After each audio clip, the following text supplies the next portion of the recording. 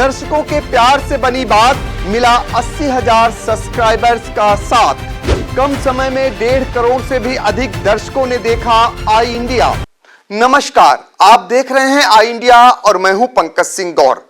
और आई इंडिया का खास कार्यक्रम गोला का सिंहासन किसका, आपका स्वागत है। उत्तर प्रदेश के गोला विधानसभा के लिए हुए 3 नवंबर को मतदान के बाद अब 6 नवंबर को मतगणना होनी है। कुछ ही समय बचा है, सबकी निगाहें मतगणना को लेकर लग चुकी हैं। यहां पर गोला का सिंहासन किसका होगा या हर कोई जानना चाह रहा है। 6 नवंबर को जैसे ही मतगणना प्रारंभ होगी, आई इंडिया लगातार हर राउंड की मतगणना को आप तक पहुंचाने का काम करता रहेगा। गोला विधानसभा के लिए हुए चुनाव में भारतीय जनता पार्टी ने अमन गिरी को और समाजवादी पार्टी ने विनय तिवारी को यहां मैदान में उतारा था। यहां पर चूंकि इसलिए सबकी निगाहें लगी हुई हैं, हाल ही में निकाय चुनाव होने हैं, उसके अलावा कई राज्यों में विधानसभा के भी चुनाव होने हैं। केंद्र और प्रदेश में भारतीय जनता पार्टी की सरकार है। ऐसे में कहीं न कहीं ये चुनाव परिणाम बहुत कुछ सत्ताधारी पार्टी पर असर डालने वाला है। यहीं से सत्ता के लिए बहुत बड़ा संदेश जाएगा और विपक्षी दल के लिए भी बहुत बड़ा संदेश होगा। यहां पर कांटे की टक्कर है, इसलिए बहुत कुछ लोगों की निगाहें गोला विधानसभा चुनाव को लेकर लगी हुई थी। मतगणना शांतिपूर्ण ढंग से संपन्न हो, इसके लिए बहुत ही बड़े पैमाने पर यहां पर सुरक्षा व्यवस्था के इंतजाम किए गए हैं। तो 6 नवंबर को कितने बजे से मतगणना कहां पर प्रारंभ होगी और क्या कुछ वहां पर सुरक्षा व्यवस्था के इंतजाम किए गए हैं, कितने बजे तक मतगणना फाइनल हो सकेगी, ये सारी जानकारियों के लिए हम आपको सीधे ले चलते हैं लखीमपुर खीरी, जहां पर आई इंडिया के bureau chief Shyam ji Agnihotri phone line पर जुड़ चुके हैं। और श्याम जी, ये जानना चाहेंगे गोला विधानसभा के लिए जो मतगणना होनी है वो कहां पर मतगणना होगी, क्या कुछ सुरक्षा व्यवस्था के इंतजाम किए गए हैं, और इसके साथ ही ये भी बताएं कि कब तक आखिर मतगणना संपन्न करा ली जाएगी। देखिए पंकज जी, चर्चाओं का बाजार बहुत ही ज्यादा यहाँ पे गर्म है और जैसा कि आपने अभी बताया कि इस चुनाव परिणाम का बहुत ही व्यापक असर होगा और दूरगामी इसका असर भी देखने को मिलेगा। कारण आपने भी बता दिया है कि आने वाले समय में निकाय चुनाव होने हैं, साथ ही कुछ राज्यों में विधानसभा के चुनाव होने हैं और अभी अभी जो घोषणा हुई है कल, एक उत्तर प्रदेश का लोकसभा चुनाव उसी के साथ होना है और एक विधानसभा का चुनाव भी होना है। कारण यह है कि सबसे ज्यादा जो मंथन हो रहा है, ये सबसे ज्यादा विचार विमर्श लोग कर रहे हैं, क्योंकि केंद्र और राज्य में भी भारतीय जनता पार्टी की सरकार है, इसलिए उसके लिए यह बहुत ही चुनाव अहम माने रखता है। इसीलिए भारी भरकम स्टार प्रचारकों की लिस्ट भी उन्होंने जारी की थी। 40 स्टार प्रचारक थे, जिसमें लगभग 99% स्टार प्रचारक आ भी गए थे। अब रही बात कि ये मतगणना कहाँ प्रारंभ होगी, तो यहाँ कृषि मंडी समिति के अंदर इसकी पूरी व्यापक व्यवस्था, कड़ी सुरक्षा व्यवस्था के साथ कर ली गई है।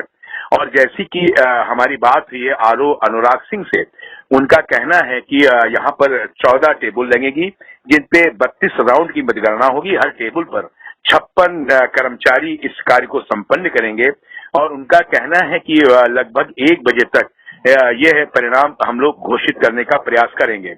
उसके साथ साथ उन्होंने यह भी बताया कि जो आरोप प्रत्यारोप लगे हैं विपक्ष की तरफ से, उनकी भी एक कार्य प्रणाली की और आज पूरी समीक्षा बैठक हुई है, जिसमें इन्होंने विपक्षियों ने संतुष्टि जाहिर की है जो प्रशासन ने इंतजामात किए हैं। साथ ही भारत निर्वाचन आयोग की तरफ से उनके जो प्रेक्षक हैं ये वहां पे मौजूद रहेंगे, उनकी देखरेख में ये मतगणना होगी। उसके लिए आईएएस अधिकारी हैं गोपाल मीणा, जो मंडी समिति स्थल पे मौजूद रहेंगे। और रही सुरक्षा व्यवस्था की बात, तो यहाँ पर कड़ी सुरक्षा व्यवस्था में सीआरपीएफ लगाई गई है, सेना के जवान भी लगाए गए, उनसे भी लगातार प्रशासन संपर्क कर रहा है और पूरे इलाके को अभी यहाँ पर सील कर दिया गया है। वाहन चेकिंग हो रही है, दफा 144 लगी हुई है और पूरी चीजों के साथ साथ प्रशासन ने दावा किया है कि किसी भी प्रकार का कोई भी असामाजिक तत्व कल वहां पे फटकने नहीं दिया जाएगा। उन्होंने यह भी कहा है कि जिनके निजी सुरक्षा गार्ड हैं, उनके सुरक्षा गार्डों को मंडी परिसर से बाहर ही रोका जाएगा। पास के अलावा कोई भी लोग अंदर नहीं जा सकते हैं। इन सब व्यवस्थाओं को देखते हुए प्रशासन ने बहुत ही चाक चौबंद व्यवस्थाएं पंकज जी कर रखी हैं। अब रही चुनाव की बात, तो इस पे भी लोगों की निगाहें बहुत ज्यादा लगी हुई हैं। अगर हम परिवेक्ष में जाएं, पीछे अगर देखें, इसका जो ये गोला गोकर्णनाथ है, ये कैसे यहाँ पे ये सीट बनी, तो 2012 में जब नया परिसीमन हुआ तब ये गोला गोकर्णनाथ 139 सीट यहाँ पे बनाई। इससे पहले इसको हैदराबाद सीट के नाम से जाना जाता था इस सीट को।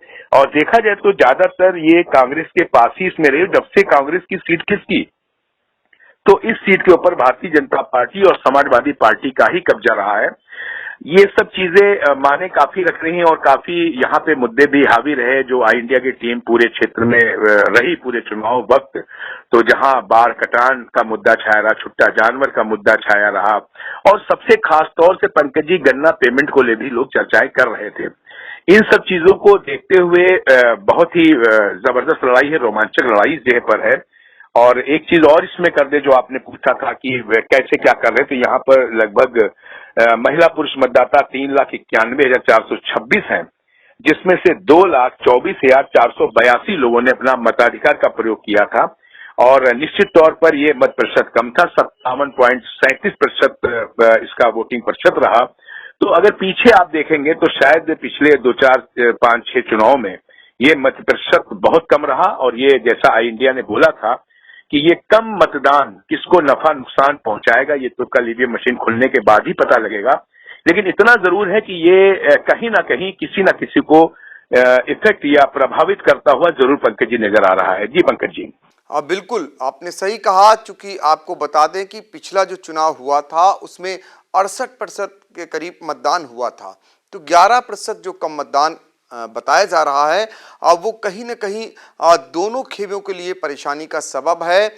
हर व्यक्ति अपनी अपनी तरह से नफा और नुकसान का अनुमान लगा रहा है, लेकिन कहते हैं कि अब ज़्यादा समय नहीं है, कुछ ही समय बचा है जब सब कुछ तय हो जाएगा कि कौन जीत रहा है और कौन हार रहा है।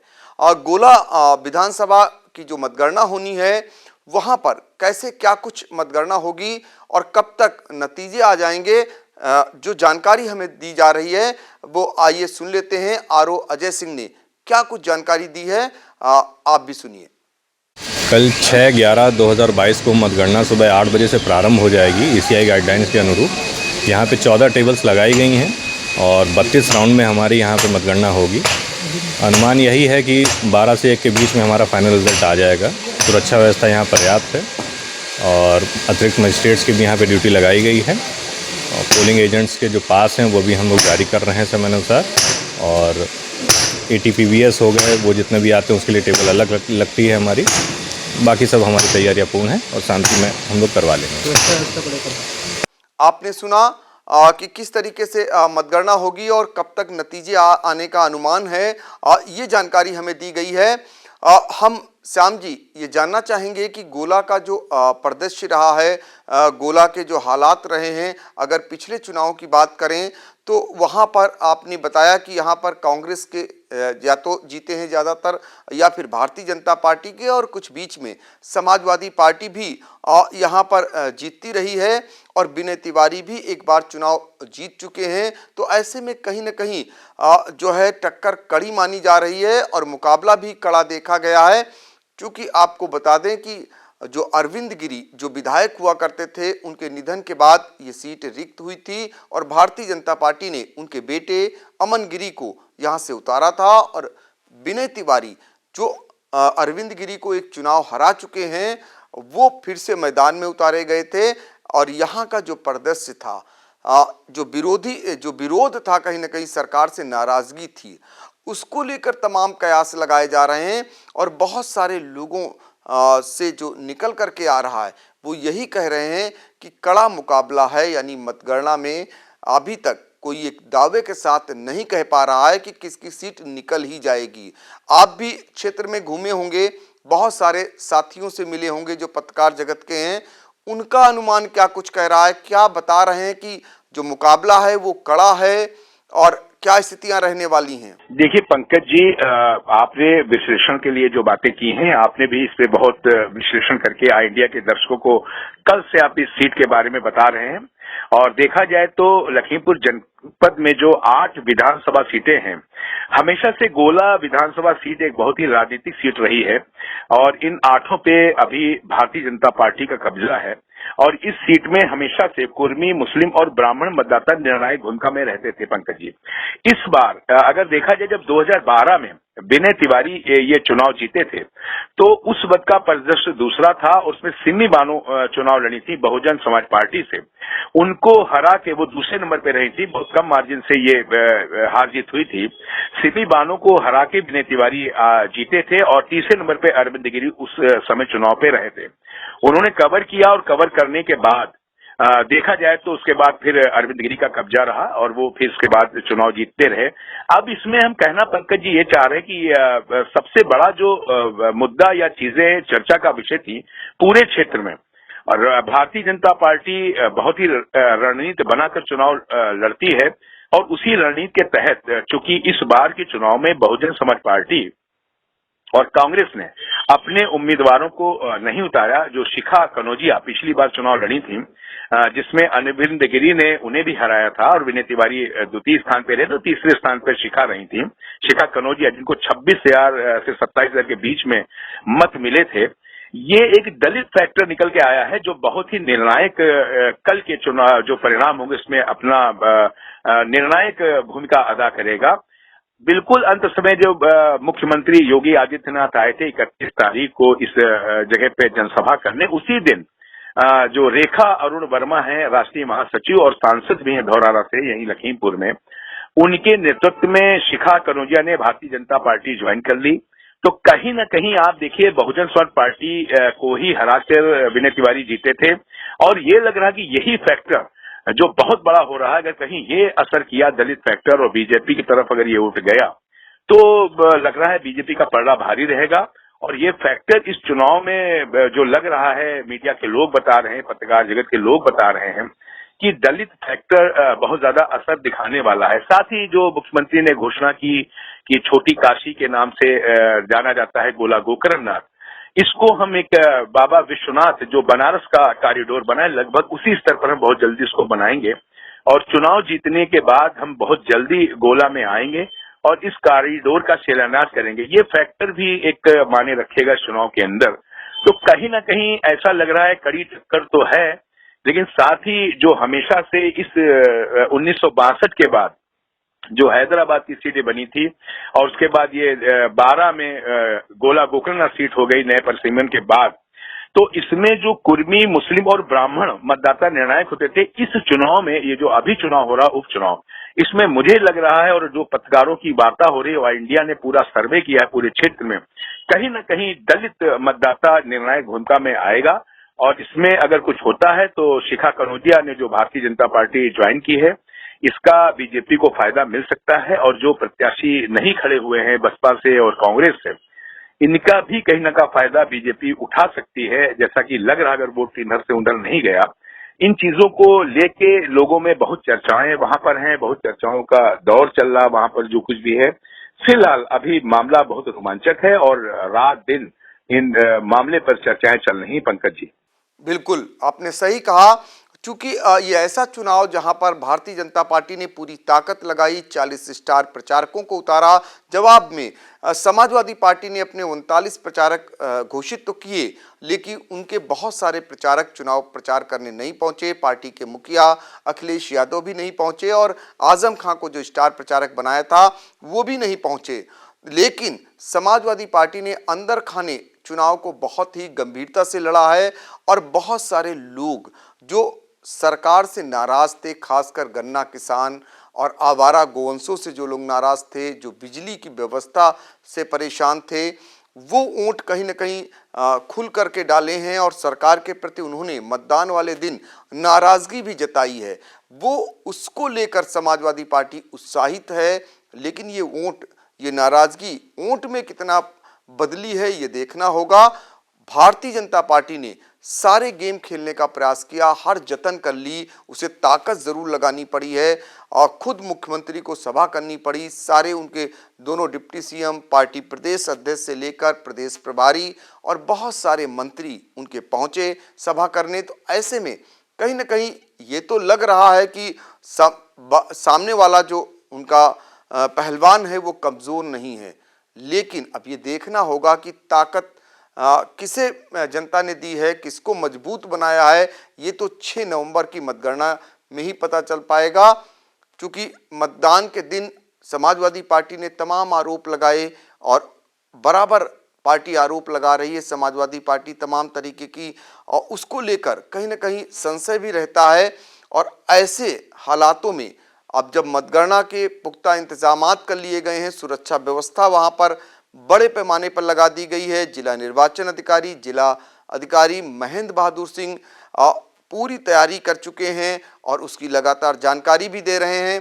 श्याम जी, संक्षेप में जानना चाहेंगे कि आई इंडिया ने यह तय किया है कि जो मतगणना है वो हर राउंड की दर्शकों को घर बैठे उनके मोबाइल पर, यानी आई इंडिया का जो यूट्यूब चैनल है उस पर जाकर वो सब्सक्राइब करें और गोला गोकर्णनाथ के हर राउंड की मतगणना को वो घर बैठे देखें। तो ऐसी व्यवस्था आपने की है, कैसे हमको जानकारी कितने समय से उपलब्ध कराना शुरू कर देंगे? देखिए पंकज जी, ये हम लोग का दायित्व भी है, कर्तव्य भी है, और जो प्यार और स्नेह इंडिया जो आई इंडिया चैनल को मिल रहा है उससे हम लोग की जिम्मेदारियां बहुत बढ़ जाती हैं। आप भी लगातार विश्लेषण कर रहे हैं, रात दिन मेहनत करी जा रही है, रात दिन लोगों को नई नई सूचनाएं दी जा रही हैं, पूरे क्षेत्र के बारे में राजनीतिक परिदृश्य, परिसीमन, हर चीज के बारे में बताया जा रहा है। इस कारण से आई इंडिया का जो हम लोग का दायित्व है बहुत बढ़ गया है, हम लोग के पूरी टीम का दायित्व बढ़ गया है। सुबह 7 बजे से हमारी पूरी टीम वहां पे मुस्तैद रहेगी और उसके बाद सबसे पहले जो राउंड आने का जिला अधिकारी और जिला निर्वाचन अधिकारी महेंद्र बहादुर सिंह ने बताया है कि हम पहला राउंड बहुत जल्दी कोशिश करेंगे, 9 बजे तक आपको दे देंगे।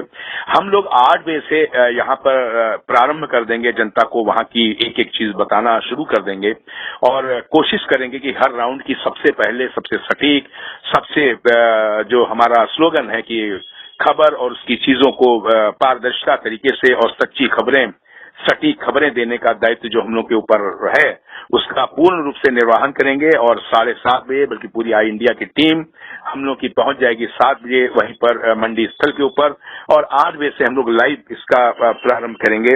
और पहले राउंड की मतगणना जो हम लोग सोच रहे हैं 9 बजे हम सबसे पहले देंगे।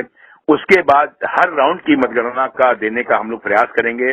32 राउंड होने हैं, कोशिश करेंगे जितनी जल्दी हमें सटीक जानकारी प्रशासन से मिल जाएगी उस हिसाब से हम बहुत ही जल्द से जल्द सटीक, पारदर्शी और सच्ची जानकारी देंगे। किसी भी तरीके की भ्रामक जानकारी से, जैसा आपने हमेशा उसका लक्ष्य रखा है कि हम लोग सच्ची खबर, सटीक खबर ही देंगे, इसलिए हम लोग जो भी करेंगे जल्दीबाजी में कोई भी गलत समाचार, गलत चीज देने का बिल्कुल भी प्रयास नहीं करेंगे। इसलिए हम लोग दावा भी कर रहे हैं और एक अपने दर्शकों को बता भी रहे हैं कि जैसा प्यार स्नेह उन्होंने हमारी टीम को दिया है, आपको दिया है, आपके नेतृत्व में जो चल रहा है, हम लोग ठीक 7:30 बजे पहुंच के 7 बजे वहां मौके पे रहेंगे और वहां से एक एक पल पल की खबर आपको सुरक्षा व्यवस्था से लेके कोशिश करेंगे। जो विपक्षी हैं या जिनका सिंहासन, जिन पे ये ताज लगेगा, उनका भी क्या आगे रिएक्शन है वो भी देंगे, उनके समर्थकों का रिएक्शन देने का प्रयास करेंगे। कोशिश करेंगे जो हमारे दर्शक हमें स्नेह दे रहे हैं उनकी नजरों में, उनके विचारों पे हम लोग खरे उतरे। पंकज जी, बिल्कुल आपने सही फरमाया और दर्शकों से मेरी अपील है कि 6 नवंबर को सुबह 8 बजे से आप देख सकते हैं आई इंडिया पर प्रथम राउंड से लेकर 28 राउंड तक जो मतगणना होनी है उसकी जानकारी आई इंडिया आपको घर बैठे पहुंचाने का काम करता रहेगा। साथ ही गोला का सिंहासन किसके सिर पर सजेगा ये भी हम दिखाएंगे और रिएक्शन भी दिखाएंगे और उनके समर्थकों का भी हाल दिखाएंगे। तो कल यानी 6 नवंबर को पूरे दिन आप आई इंडिया देखना न भूलें। श्याम जी, हम उम्मीद करेंगे कि दर्शकों तक हर बात आप कल पहुंचाएंगे और हम लोग कल पूरे दिन फिर जुड़ेंगे और दर्शकों को हर जानकारी उपलब्ध कराएंगे। आपका बहुत बहुत शुक्रिया।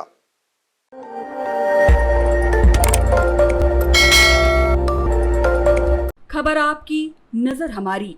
देखते रहिए आई इंडिया।